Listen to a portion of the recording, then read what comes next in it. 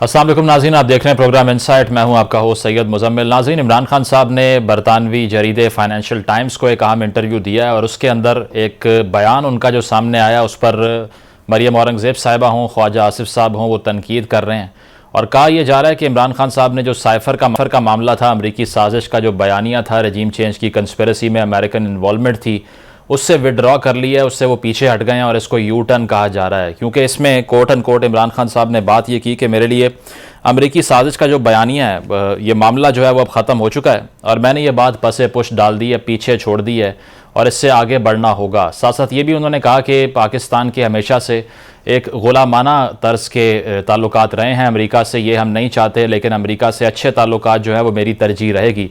तो इस बयान को अब रिसीव इस तरह किया जा रहा है कि बहुत से लोग इसको ये समझ रहे हैं कि इमरान खान साहब ने जो नैरेटिव बिल्डिंग की वोट ऑफ नो कॉन्फिडेंस के बाद से, जो अमेरिका को ब्लेम किया इस सारी सूरत हाल में कि उनकी इन्वॉल्वमेंट के बगैर मेरी हुकूमत ना जाती, उन्होंने ये फाइनली रियलाइज़ किया है कि इस बयानिए में जान नहीं है, तो इससे अब आगे बढ़ते हैं और इसको यहीं पर ख़त्म करते हैं। लेकिन दूसरी जानिब जो PTI के दीगर रहनुमा हैं, उनका इस पर मौक़िफ़ यही सामने आ रहा है कि दरअसल इमरान खान साहब ने जो मुदाखलत थी अमेरिका की, उसको डिनाई नहीं किया, सिर्फ ये कहा है कि इस बयानिए को पीछे छोड़ के आगे बढ़ना होगा। तो इसी पर बात करते हैं। हमारे साथ तहरीक इंसाफ की डॉक्टर शीरी मज़ारी साहिबा मौजूद हैं। डॉक्टर साहिबा, बहुत शुक्रिया आपके वक्त का। बताइएगा किस तरह से इंटरप्रेट करें इस बयान को, क्योंकि आप यही कह रही हैं कि अखबारात हों या चैनल्स हों, वो जो रिपोर्टिंग कर रहे हैं इस पर वो फैक्चुअल नहीं है। तो आपका इस पर व्यू पॉइंट क्या है? या तो अंग्रेजी नहीं समझ आ रही डॉन अखबार को या न्यूज को। खान साहब ने वो इंटरव्यू जो दिया है, हमने उसको इंटरव्यू के जो ऑडियो है वो भी सुनी है। उसमें वाज़े तौर पे कहा है कि ये थ्रेट आई थी डोनाल्ड लू और स्टेट डिपार्टमेंट की तरफ से। उन्होंने फिर से रीइटरेट किया है और जो अल्फाज उन्होंने ये नहीं कहा मैं इसको अब रद्द कर रहा हूं, उन्होंने कहा अब हम आगे बढ़ रहे हैं क्योंकि कंस्पिरेसी साजिश हो चुकी है, तो हमने काउंटर करना है, हमारा लॉन्ग मार्च आ गया, हम इलेक्शन मांग रहे, वी आर मूविंग फॉरवर्ड। ये कहीं नहीं उन्होंने कहा कि मैं इसको अब रिजेक्ट कर रहा हूं। कोई अल्फाज उस इंटरव्यू के आप पढ़ लें जिसमें ये लिखा हो, ये या तो जेन्युइनली समझ नहीं आ रही, बट मैं समझती हूँ अंग्रेजी अखबार के जो रिपोर्टर्स हैं उनको बेसिक अंग्रेजी समझ आती है, तो ये डिलिबरेटली फॉल्स नैरेटिव दिया जा रहा है और मरियम औरंगजेब को शायद सचमुच ना समझ आए क्या अंग्रेजी लिखी है, लेकिन आप उसके अल्फाज अंग्रेजी के देख लें, ये इसमें कोई जगह नहीं लिखा। और ये हमारा पुराना खान साहब का और हमारा PTI की पोजीशन है 26 साल से कि हम चाहते हैं सब ममालिक के साथ अच्छे ताल्लुकात हों, लेकिन म्यूचुअल रिस्पेक्ट पे। जो गुलामी का पॉलिसी रही है अमेरिका से, जो हम गुलाम बने हुए हैं, ये सक्सेसिव गवर्नमेंट चाहे सिविल हो या मिलिट्री डिक्टेटर्स हो, सबने गुलामी के तरीका किया। और आपको पता है वॉर ऑन टेरर पे खान साहब की पुरानी से क्रिटिक है। हमें ये गुलामी नामंजूर है, हम चाहते हैं हर मुल्क के साथ, और अमेरिका हमारे लिए इम्पोर्टेंट है, लेकिन जिस तरीके से ताल्लुकात हमारे इस्टेब्लिश हुए वो हम रिजेक्ट करते हैं और हम चाहते हैं कि एक सॉवरन रिस्पेक्ट और म्यूचुअल इंटरेस्ट के ऊपर ये बेस्ड हो। लेकिन कहीं नहीं लिखा है, खान साहब ने इंटरव्यू में कहा कि मैं अब इसको रद्द कर रहा हूँ साजिश को, क्योंकि हमारी बेसिक पोजीशन है कि साजिश हुई है और इसमें अमेरिका ने डेफिनेटली US कंस्पिरेसी थी और इसके फैक्ट्स हैं। और मैं कई दफा बयान कर चुकी हूँ कि जून 2021 से ये साजिश शुरू हुई, जब नेशनल सिक्योरिटी एडवाइजर जो अमेरिका का था उसने कहा हमारी तकरीबन बातचीत हो गई है मिलिट्री, पाकिस्तान की मिलिट्री से और इंटेलिजेंस से के बेसिस के ऊपर। उसके बाद कोई 10 दिन बाद, मेरा ख्याल में 9 जून को ये आया है, कुछ थोड़ी देर दिनों के बाद खान साहब का इंटरव्यू था जिसमें एब्सोल्युटली नॉट कहा गया और कैबिनेट ने वो पोजीशन इंडोर्स की। उसके बाद से ये सारी प्लानिंग हुई, क्योंकि 22 अक्टूबर या 23 अक्टूबर 2021 में फिर CNN ने कहानी दी कि जी ये एग्रीमेंट होने वाली है। तो उस वक्त भी हमने सवाल उठाया था ये किससे एग्रीमेंट कर रहे हैं, जबकि कैबिनेट और प्राइम मिनिस्टर ने कह दिया कि एब्सोल्युटली नॉट। तो साजिश बिल्कुल थी और हम उसको डिनाई नहीं कर रहे, बट हम कह रहे हैं हम आगे बढ़ गए, हम अब इलेक्शंस डिमांड कर रहे हैं, क्योंकि सारी साजिश के तहत जो इम्पोर्टेड हुकूमत आई थी वो फेल हो गई है। मईशत की तबाही हो गई है, सियासी बुरहान बढ़ता जा रहा है और एक मज़ाया तमाशा लंदन में लगा हुआ है। अभी तक नवाज शरीफ जो स्कॉन्डर है उसको डिप्लोमेटिक पासपोर्ट दिया जा रहा है।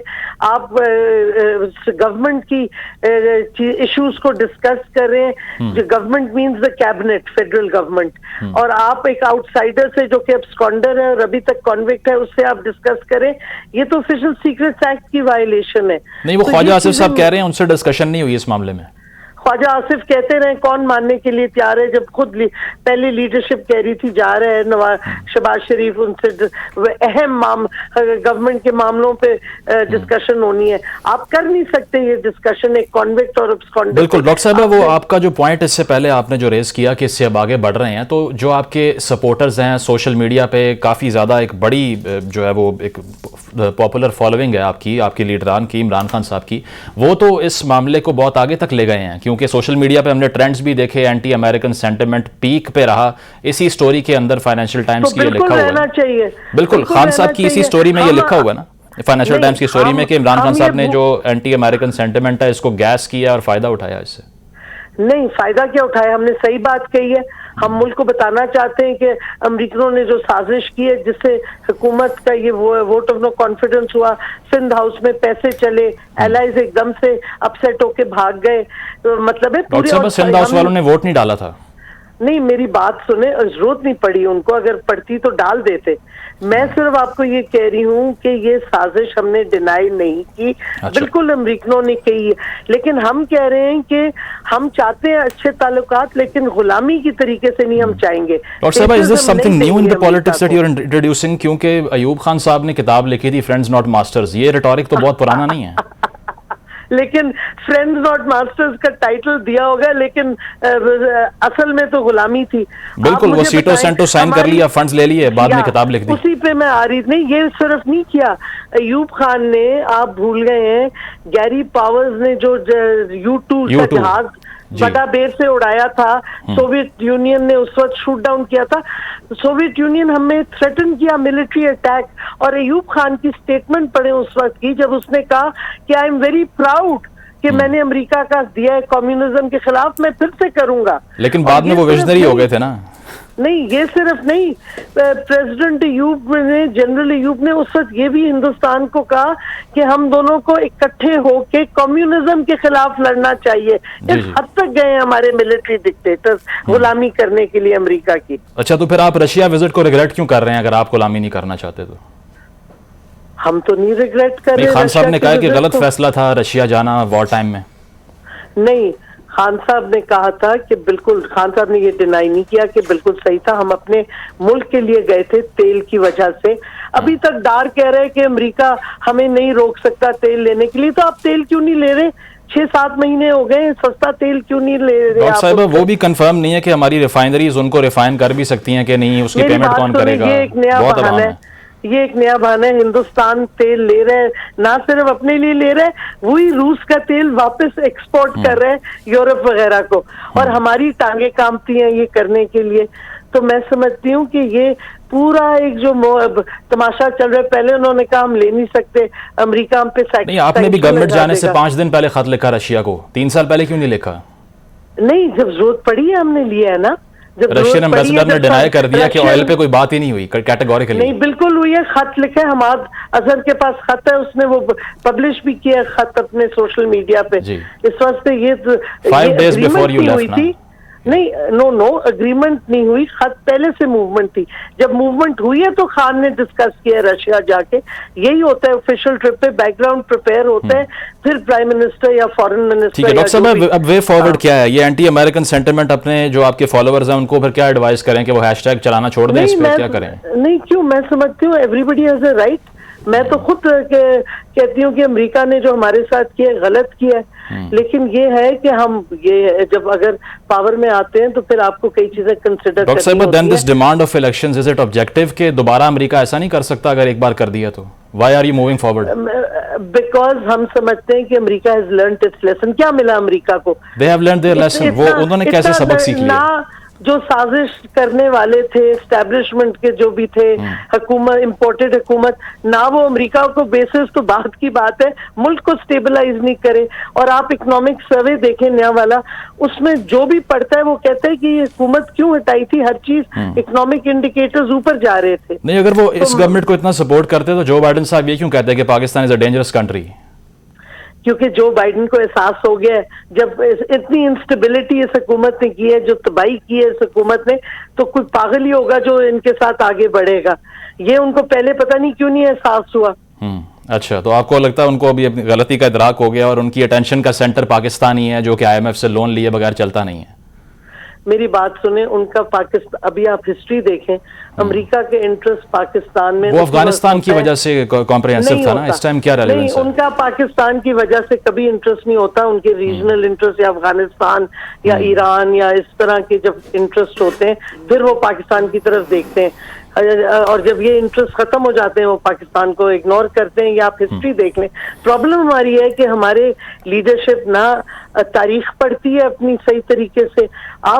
मैं तो कहती हूँ जो हमारे सियासतदान है ना, वो एक छोटी किताब जो जुल्फिकार अली भुट्टो ने लिखी थी, मिथ ऑफ इंडिपेंडेंस, वो पढ़ लें तो उनको पूरा समझ आ जाएगा अमेरिका की क्या गेम प्लान थी पाकिस्तान में। अच्छा, ये जो रशिया विजिट के हवाले से खान साहब ने बात की है, क्या ये रिग्रेट है फॉरेन पॉलिसी फेलियर का? खान साहब ने वहां जाके ये कह दिया, what a great time I have arrived here, जबकि सुबह जंग लगनी थी उसके अगले दिन। नहीं, देखिए, खान साहब की आप स्टेटमेंट्स आउट ऑफ कॉन्टेक्स्ट ले रहे हैं। खान साहब गए थे स्पेसिफिकली, और बाय द वे ये खान साहब की सोलो डिसीजन नहीं थी, पूरी मिलिट्री से कंसल्टेशन हुई, फॉरेन ऑफिस से कंसल्टेशन हुई, और क्या कहते हैं रिटायर्ड एम्बेसडर्स और कई जो जर्नलिस्ट इन इश्यूज पे लिखते हैं उनसे भी कंसल्टेशन हुई। ये एक पाकिस्तान की यूनानिमस डिसीजन थी।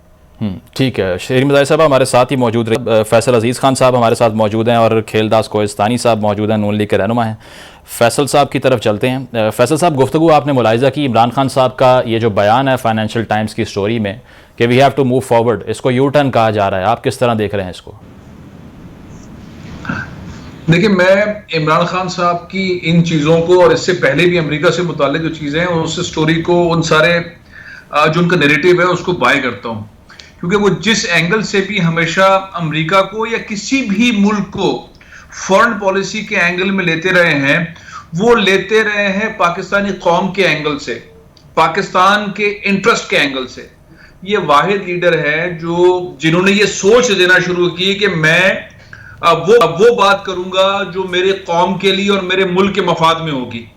अच्छा, ये अब केस टू केस चीजें आगे बढ़ती है, लेकिन ये इनकी इतनी सॉलिड किस्म की स्ट्रैटेजी है जिसको अगर कोई यू टर्न कहता है तो भले कहे, कोई अगर इसको कहता है कि पहले ये कहते थे अब ये कहते हैं, जरूर कहें। लेकिन सबसे इंपॉर्टेंट बात यह है कि जो भी उनकी तरफ से बात आई है अमेरिका से मुतालिक, रशिया से मुतालिक, इंडिया से मुतालिक, तुर्की से मुतालिक, और भी और हमारे दोस्त ममालिक हैं, इवन चीन से मुतालिक, वो पाकिस्तानी कौम और पाकिस्तान के मफाद में है तो इमरान आगे बढ़ते हैं। अच्छा। नहीं तो इमरान आगे नहीं बढ़ते हैं। तो सबसे बड़ा फ्रेम जो है इमरान का मेरे ख्याल ये है, और उस फ्रेम के अंदर अब कोई बात भी इमरान खान करते हैं तो हमें उसी एंगल से देखना चाहिए कि क्या इमरान खान अपने इस वाले फ्रेम से आगे पीछे तो नहीं हो रहे हैं, कहीं इस वाली बात से तो आगे पीछे नहीं हो। मेरा ख्याल ये है कि जो हालिया उनका इंटरव्यू है वो इमरान खान ने एक बार फिर पाकिस्तान और पाकिस्तानियों के मफाद को आगे देखते हुए और आगे चलने की बात की है, जो कि बहुत पॉजिटिव है। मेरे ख्याल स्टेट्समैन को इस तरह करना चाहिए। फॉरेन पॉलिसी पाकिस्तानियों के और पाकिस्तान के मफाद में लेकर आगे बढ़ने का ही नाम है। अच्छा। ये नाम नहीं है कि हम आज मैं अपने बिजनेस के लिए या मैं अपने पार्टी के मफाद के लिए या मेरे बच्चे बाहर रहते हैं उनके लिए कोई फैसला कर दूं और उसके बाद मुल्क जाए भाड़ में और कौम जाए भाड़ में।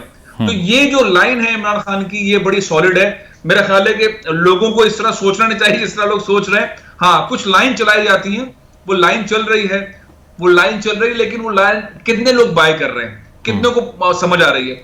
इमरान खान का पहले भी अमेरिका के साथ जो स्टांस था वो बराबरी के लेवल पर था कि दोस्त गरीब भी होते हैं, दोस्त अमीर भी होते हैं। अच्छा, हम के लिए जाएंगे तो जो स्टेट्समैन की स्ट्रैटेजी होनी चाहिए, इमरान खान ने वहां अमेरिका में जाके डोनाल्ड ट्रंप के साथ भी यही बात की, उस जाने से पहले भी ये बात की, वहां जब वॉशिंगटन के अंदर उन्होंने एक जलसा किया जहां बहुत सारे पाकिस्तानी हैं, वहां भी ये बात की, उसके बाद भी ये बात की। लेकिन हमारे पास जो हुक्मरान रहे हैं वो अमेरिका को आका समझते रहे हैं कि अमेरिका जो कहेगा डू मोर, हमने वैसे ही करना है। इमरान ने असल में कौम को नई सोच दी है और वो नई सोच ही जो है वो प्रवेल कर रही है, वो आगे बढ़ रही है, वो प्रमोट हो रही है, लोगों को समझ आ रही है और लोग चाहते हैं ऐसा ही होना चाहिए। फैसल साहब, ये 1960s में अयूब खान साहब ने कहा था कि दोस्त बन सकते हैं, आका नहीं मान सकते आपको, तो 50-60 साल हो गए हैं इस सोच को। नहीं, आपका नहीं ख्याल इस बात में कोई नई तौजीह है जो खान साहब पेश कर रहे हैं? अच्छा, वो इलेक्टेड रिप्रेजेंटेटिव होते तो मैं उनको बहुत सलूट करता, मानता। नहीं, भुट्टो साहब की मिसाल ले लीजिए फिर आप, उन्होंने भी खत दिखाया था भुट्टो साहब ने। आमिरों को और भी तो कुछ कहना था ना। मुशर्रफ साहब का कहना क्या था?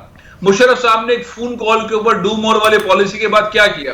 पाकिस्तान में 80-90 हजार लोग शहीद हो गए, 80-90 हजार। पाकिस्तान में $120 बिलियन की पाकिस्तान की इकोनॉमी को नुकसान पहुंचा। सारी दुनिया के अंदर पाकिस्तान दहशतगर्द कंट्री के तौर पर आया। ये तो हम अयूब खान साहब की बात के बाद जितने भी हमारे फौजी जनरल्स आए जिन्होंने हुकूमत की, उनके नैरेटिव पे तो जाए ना, उनके स्टेटमेंट पे तो जाए। अगर पॉलिटिकल सिविल लीडरशिप को स्टेटमेंट देती है और उसके ऊपर खड़ी रहती है और उस पर आगे बढ़ती है तो सिनेरियो अलग है। उस 50 साल वाले सिनेरियो को शायद हम आज के तनाजुर के अंदर, जब पाकिस्तान अब वो नहीं रहा, वो साइज पाकिस्तान का नहीं रहा, पाकिस्तान का वो सिस्टम उस तरह का नहीं रहा, उसको अब कोड करना मेरा ख्याल है कि अनफेयर होगा। सही, ठीक है। वैसे भुट्टो साहब की मिसाल भी मौजूद है जिसमें ख़त लहराया था उन्होंने, अमेरिकी ख़त। खैर, आगे बढ़ते हैं इससे। खेलदास साहब, आपने ये गुफ्तगू मुलाहिज़ा की, क्या लगता है आपको कि इमरान खान साहब का जो बयान है, शेरी मज़ारी साहिबा हमारे साथ मौजूद थी, वो यही फरमा रही हैं कि इसको आउट ऑफ कॉन्टेक्स्ट लिया है, हम ये नहीं कह रहे कि मुदाखलत नहीं हुई, हम सिर्फ ये चाह रहे हैं कि अब आगे बढ़ें, जो होना था हो चुका है, इलेक्शन की बात करें। अब देखो, इमरान खान के आज तक जो भी बयानी उन्होंने बनाए वो सब झूठ पे मुबनी है और झूठ के अलावा उनके पास सच की कोई बात नहीं है। ये बात करते हैं गुलामी की, कि मुझे अमेरिका की गुलामी पसंद नहीं है। अब कहते हैं कि मिट्टी पाओ, बस अब वो बयानिया हो गया, मुझे जो सियासी फ़ायदा लेना था मैंने ले लिया, अब मुझे अमेरिका से ताल्लुकात भी बेहतर करने हैं और वहाँ पे लॉबी भी हायर करते हैं और जाके पैर भी पकड़ते हैं। तो बात यह कि इस सोच के शीरी मज़ारी गुलाम हो सकते हैं, चंद एंकर गुलाम हो सकते हैं, असद उमर गुलाम हो सकते हैं। पाकिस्तान की अवाम बाशऊर है, वो सब कुछ देख रही है कि कौन लीडर है, कौन क्या बोल रहा है। ये इनकी करप्शन के बयाने से लेकर अमेरिका के साइफर का झूठ लेकर आज FIR नहीं कट रही कि नए बयानी तक, ये सारा इमरान खान अपनी सियासत और अपनी इक़्तिदार, अपनी कुर्सी के लिए सब कुछ कर रहे हैं और उसके लिए उसकी जुस्तजू है। मुझे ये बताया जाए, अगर साजिश होती पाकिस्तान के खिलाफ, पहली बात तो दो ममालिक होते हैं, उनकी रियासतों के आपस में ताल्लुक होते हैं। कोई लीडर या कोई जो वजीर आजम होता है, या ट्रंप या इमरान खान, आज वहाँ ट्रंप नहीं है, आज इधर इमरान खान नहीं है, तो इन दो शख्सियात का कोई ताल्लुक नहीं होता है। मुल्कों के दरमियान गुफ्तगू होती है, इस तरह के साइफर आते रहते हैं जिसमें ताल्लुकात के मामलात की बातचीत होती है, मगर उसको उसने अपने सियासी इक़्तिदार के लिए, अपनी सियासत बचाने के लिए, ये जो उन्होंने पौने 4 साल उसकी नाअहली थी उसको छुपाने के लिए उसका सहारा लिया। और मैं समझता हूँ उन्होंने हमारे दोनों ममालिक के ताल्लुकात खराब करने की कोशिश की। अगर मुझे बताया जाए, अगर साजिश होती, क्या जो हमारे दिफा पे पहले मोर्चे पे पाकिस्तान की अफवाज खड़ी होती है, ना कि कोई सिविलियन खड़ा होता है। सिविलियन हम सब उस जब मुल्क के खतरे आते हैं, मुल्क पे खतरात होते हैं, हम पीछे खड़े होते हैं अपने अफवाज के पीछे। तो दिफा पे जो खड़ी थी, सारी मीटिंगें हुई, कहीं पे ये बात साजिश की नहीं आई। उसके बाद इनके सदर ममलकत खुद जो इनके वर्कर हैं, इमरान खान के आज भी वर्कर है, वो भी कह चुके कि साजिश नहीं थी।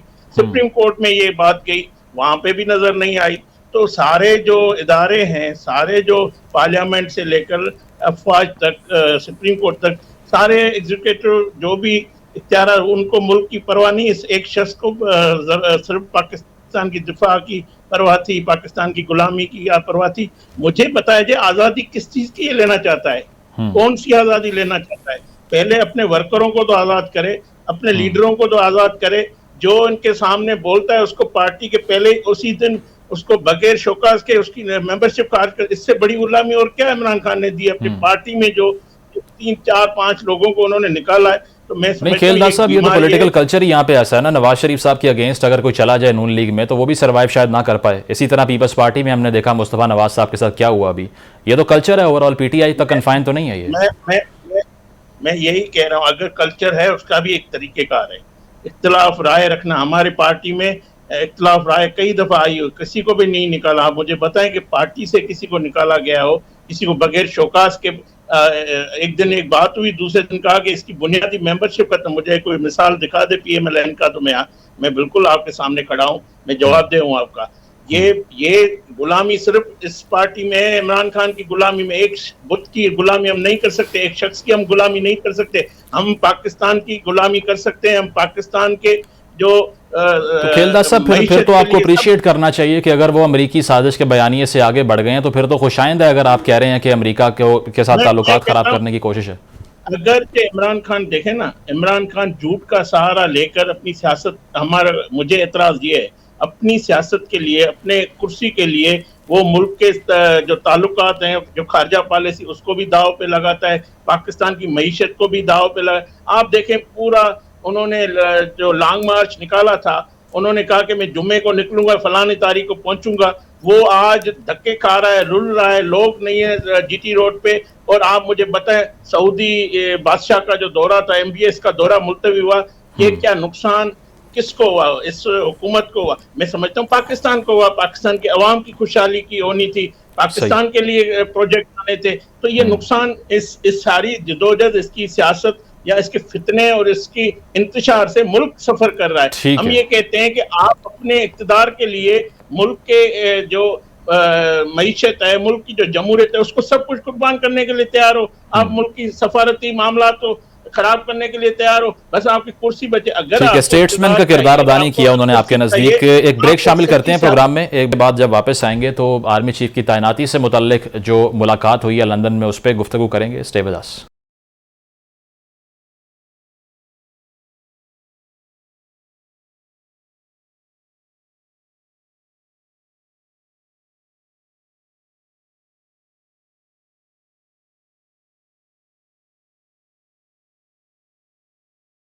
वेलकम बैक नाजरीन। ब्रेक से पहले आर्मी चीफ की तैनाती के हवाले से बात कर रहे थे तो उस पर ख्वाजा आसिफ साहब ने क्लैरिफाई किया है कि नवाज शरीफ साहब से इस हवाले से कोई मशवरा नहीं हुआ और अब तक कोई नाम भी फाइनलाइज नहीं हुआ। दूसरी जानिब इमरान खान साहब का जो बयानिया है वो इस पर वाज़ेह है और उन्होंने आज भी गुफ्तगू करते हुए यही कहा है कि आर्मी चीफ की तैनाती पर एक मफरूर शख्स से मशवरा करना जो है वो ऑफिशियल सीक्रेट एक्ट की खिलाफ वर्जी है। तो इस पर बात करते हैं। फैसल साहब, क्या लगता है आपको, ख्वाजा आसिफ साहब ने यह डिनाई किया है कि कोई डिस्कशन इस बारे में नहीं हुई लंदन की मुलाकात में, आपकी इतलात क्या है? देखिए, पहले तो ख्वाजा आसिफ साहब का कुछ हफ्तों पुराना जो उनका क्लिप है वो चलाने की जरूरत है, जिसमें उन्होंने वाज़ेह तौर पे कहा था कि वजीर आजम पाकिस्तान शहबाज शरीफ कायद नवाज शरीफ से मुलाकात के अंदर ये बात तय करेंगे कि पाकिस्तान का आइंदा आर्मी चीफ कौन होगा। और उसको बड़ी हेडलाइन के अंदर लिया गया, लोगों ने बहुत कमेंट की। अब अचानक वो उन्होंने बहुत लंबा यूटर्न लिया है कि मुलाकात में बात ही नहीं हुई, जबकि जो सिनेरियो है 3.5 घंटे की मुलाकात में, आपके ख्याल में क्या बात होगी नवाज शरीफ और शहबाज शरीफ के दरमियान? कौन से ऐसे सब्जेक्ट डिस्कस हो सकते हैं?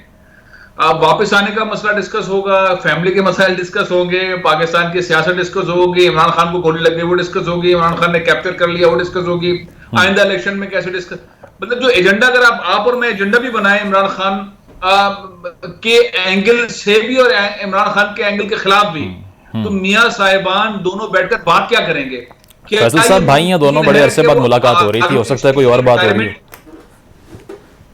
नहीं, वो और कोई बात क्या हो सकती है? अगर एजेंडा बना भी लें, ये मुमकिन नहीं है कि आर्मी चीफ की तकर्री, आर्मी चीफ की रिटायरमेंट, अगले आर्मी चीफ से मुताल्लिक बात ना हो। ये पॉसिबल नहीं है, ये मुमकिन नहीं है, क्योंकि जितना इस वक्त कीनली और डीपली नवाज शरीफ साहब पाकिस्तान के मामला को देख रहे हैं, इतना तो शहबाज शरीफ भी नहीं देख रहे हैं।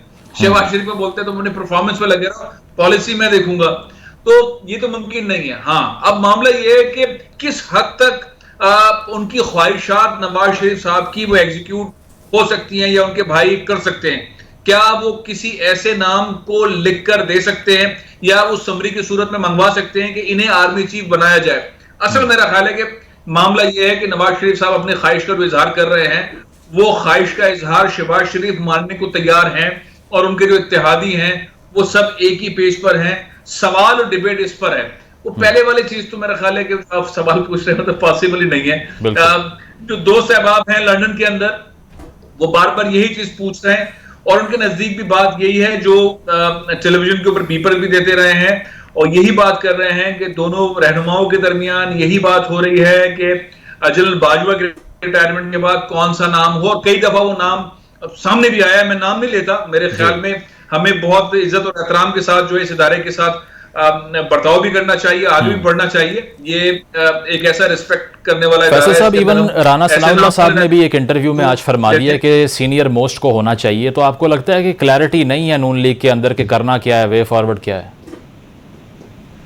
देखिए, नून लीग के अंदर तो सिनेरियो शहबाज शरीफ अपनी तरफ खींचते हैं, नवाज शरीफ अपनी तरफ खींचते हैं। दोनों की पॉलिसीज और दोनों के एग्जीक्यूशन अलग अलग हैं। लेकिन अब दुनिया भर में जो सोच थी, और पाकिस्तानियों में जो सोच है और ओवरसीज पाकिस्तानियों में सोच है, वो सिंपल है। वो चाहते हैं जैसे सुप्रीम कोर्ट के अंदर फॉर्मूला चल रहा है, ऐसे ही हमारे पास फौज में भी होना चाहिए। जो लेफ्टिनेंट जनरल होते हैं पाकिस्तान के, वो एक्स्ट्रा ऑर्डिनरी क्वालिटीज के होते हैं। उनमें से जो टॉप सीटर है, जो सीनियर मोस्ट है, उसे आर्मी ठीक है। फैसल साहब, आप साथ ही मौजूद रहिए। तहरीक इंसाफ के रहनुमा फवाद चौधरी ने हमें ज्वाइन किया है। फवाद चौधरी साहब, बहुत शुक्रिया आपके वक्त का। ख्वाजा आसिफ साहब फरमा रहे हैं कि आर्मी चीफ की तैनाती पर कोई डिस्कशन नहीं हुई, कोई नाम फाइनलाइज नहीं हुआ, नवाज शरीफ साहब से मुशावरत भी नहीं हुई। How do you respond to that? देखिए, बात सही है तो ये अच्छी बात है। इसके ऊपर तो यकीनन उनकी वहां पे नवाज शरीफ से कंसल्टेशन होनी भी नहीं चाहिए। एक मफरूर आदमी है, उनकी फैमिली पूरी मफरूर है। लेकिन सवाल ये पैदा होता है कि फिर ख्वाजा आसिफ, शहबाज शरीफ, ये सब लोग वहां पे कर क्या रहे थे? जो तासुर पैदा हुआ है, इम्पोर्टेंट तो यह है ही नहीं। ख्वाजा आसिफ तो जाहिर है कि वो बदनाम जमाना झूठे हैं, उन्होंने जिंदगी में कभी सच बोला ही नहीं है। उनकी स्टेटमेंट की कोई अहमियत नहीं है। अहमियत इस बात की है कि गुज़श्ता एक हफ्ते से जिस तरह ख्वाजा आसिफ ने एंड कंपनी ने इस सारी अपॉइंटमेंट को कंट्रोवर्शियल किया, जिस तरीके से इन्होंने इस सारे मामले को गंदा किया, उसके बाद मुझे आप बताइए कि क्या इस स्टेटमेंट की अहमियत रह जाती है। और इन्होंने एक आर्मी चीफ जैसे ओहदे को, जो बड़ा इम्पोर्टेंट होता है पाकिस्तान की सियासत के प्रोटेक्ट में, इन्होंने उसको जो है वो कंट्रोवर्शियल कर दिया है। बाकी तो एक कहानी है, जो मर्जी कर। फवाद चौधरी साहब, जो फाइनेंशियल टाइम्स का इंटरव्यू है उस पर नून लीग का बयानिया ये है कि यू टर्न ले लिया आपने और अब एंटी अमेरिकन सेंटिमेंट में असल में कोई वेट नहीं रहा, इसलिए आगे बढ़ने की बात हो रही है। पहली बात तो ये है कि नून लीग में आपको तो ये प्रॉब्लम रही है कि अंग्रेजी की उन्हें समझ नहीं आती है, और उनकी हमेशा अंग्रेजी कमजोर रही है। और ये जो उनका बयानिया या बात आई है, ये भी उनका यही असल में जो कमजोरी है अंग्रेजी की, उसकी वजह से ये बातें हुई हैं। अगर वो इमरान खान का इंटरव्यू पढ़ लें फाइनेंशियल टाइम्स में और किसी अच्छे जो तर्जुमा करवा लेंगे, तो उन्हें मालूम होगा कि इमरान खान 10 बार पहले भी यही बात कर चुके हैं कि हम अमेरिका से दुश्मनी नहीं चाहते, हम उनसे ताल्लुकात मेंटेन करना चाहते हैं, चीजें बेहतर करना चाहते हैं, लेकिन सिर्फ ये है कि हम वो बराबरी की बुनियाद पर चाहते हैं। और चौधरी साहब, उसमें ये कहना उनका कि अब आगे बढ़ रहे हैं, तो उससे जो सपोर्ट बेस थी आपकी सारी, वो खासी एक्टिव है इस मामले को लेकर, तो उनको फिर क्या एडवाइस करेंगे कि इस पे अब गुफ्तगू ना की जाए मजीद? नहीं, बिल्कुल क्यों ना की जाए। अगर पाकिस्तान के अंदर जो फैसले हैं वो वाशिंगटन से होके होने हैं, तो वो तो कंडेम ही होंगे ना। और हमारी जो सपोर्ट बेस है वो सिर्फ ये कह रही है कि ताल्लुकात रखें, गुलामी की बुनियाद पे ना रखें। पाकिस्तान के अवाम ये चाहते हैं। हम जाहिर है हम लड़ना तो नहीं चाहता कोई भी, लेकिन हम ये भी नहीं चाहते कि हमारा स्लेवरी का रिलेशनशिप हो। और रशिया विजिट पे जो खान साहब ने कहा कि वो मुनासिब नहीं था उस टाइम पे, जिसको पीटीआई चैंपियन कर रही थी खासा, उस पर नहीं, तो उन्होंने एक कॉन्टेक्स्ट में बात की थी कि बाद में जब हमला हो गया तो उस वक्त जाहिर है कि हमले के वक्त तो होना सही नहीं था, लेकिन उस वक्त तक हमला नहीं हुआ था जब तक हम वहाँ पहुंचे थे। अगले दिन जब हमला हुआ, उससे पहले तो हम थे ही नहीं। फवाद चौधरी साहब, ये आर्मी चीफ की तैनाती पे जो ऑफिशियल सीक्रेट एक्ट की वायलेशन खान साहब कह रहे हैं हो जाएगी नवाज शरीफ से मुशावरत पर, कॉन्स्टिट्यूशन तो वजीर आजम को ही एम्पावर करता है ना, इसमें क्लैरिटी तो कोई नहीं है कि वो किससे मुशावरत कर सकते हैं किससे नहीं। क्लैरिटी है, बिल्कुल उनकी ओथ में क्लैरिटी है, उनके ऑफिशियल सीक्रेट एक्ट का जो सेक्शन है रेलिवेंट उसमें क्लैरिटी है, आर्मी एक्ट में क्लैरिटी है। बिल्कुल क्लैरिटी है कि वो किसी कन्विक्टेड जो मफरूद बाहर बैठा हुआ है अच्छा उससे तो कतई तौर पे नहीं कर सकते। और वैसे भी वज़ीर आज़म को जो रियासती मामलात हैं उनके ऊपर कंसल्टेशन सिर्फ उनसे कर सकते हैं जो कि लिखी हुई हैं कानून के अंदर। जो लोग कानून के अंदर नहीं है उनसे कंसल्टेशन गैर आईनी। और जो इस हवाले से अब बात की जा रही है कि सीनियर मोस्ट जो हैं वो उनको होना चाहिए, राना सनाउल्लाह साहब ने भी ये बात कर दी है। पीटीआई क्या किसी भी एक्सटेंशन की बात पर सपोर्ट करेगी गवर्नमेंट को? हम तो गवर्नमेंट को समझते हैं कि उन्होंने कंट्रोवर्शियल कर दिया है पहले ही जो मामला है, और इसको कंट्रोवर्शियल नहीं करना चाहिए। सही, ठीक है, बहुत शुक्रिया। फवाद चौधरी के साथ मौजूद थे। खेलदास साहब, गुफ्तगू आपने मुलाहिजा की और यूटर्न ये भी कहा जा रहा है कि ख्वाजा आसिफ साहब जो बात कर रहे हैं उस पर नून लीग ने यूटर्न लिया है, क्योंकि पहले आप कह रहे थे कि मुशावरत इसी हवाले से होनी है, अब उसको डिनाई कर रहे हैं ऑल टुगेदर। मुजम्मल साहब मुझे बताएं, इसके बाद क्या आप असद उमर को लाइन पे लेंगे या बस दो ये बात कर गए जो उनके लीडर हैं? नहीं, फिलहाल आप रिस्पॉन्ड कर दीजिए ना, आपका टेक चाह रहे हैं इस पे हम। देखें, बात सुने। बात यह है कि नवाज शरीफ साहब को इन्होंने समझा कि हम जब वो जेल में थे नेब में, इन्होंने पूरी साजिश की कि उसकी ज़िंदगी जो है ख़तरे में डाली और इनके नेब के थ्रू उसको ज़िंदगी मतलब रास्ते से हमेशा के लिए हटाने की इन्होंने साजिश की इमरान ने। फिर नवाज शरीफ साहब बाहर चले गए इलाज के लिए, इन्होंने खुद इजाज़त दी। ये फिर इन्होंने नवाज शरीफ साहब का पासपोर्ट जो है वो कैंसिल कर दिया। इनको खौफ आज तक यही है कि नवाज शरीफ जो है उससे हम मुकाबला नहीं कर सकते।